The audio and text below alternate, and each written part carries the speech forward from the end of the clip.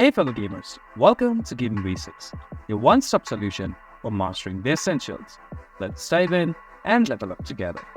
In this video, I'm going to show you how to add shaders in Destiny 2. To do so, you first need to launch your Destiny 2 game on your device. Once you do that, press F1 on your keyboard, which will take you to the character screen. Now press S, which will take you to this screen right here.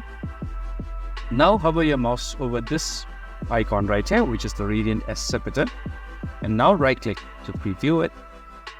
And here you can see this option for shader. Now hover your mouse over it, and here you'll see your various shaders you have. Now click on any of the shaders and it will be changed.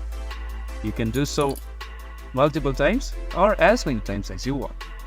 If you found this video helpful, please give us a thumbs up. And if you have any questions for us, please feel free to mention us in the comment section down below. Also, don't forget to hit that subscribe button and ring the notification bell so you never miss out on our latest guides and tutorials. This has been your host, Happy Gaming.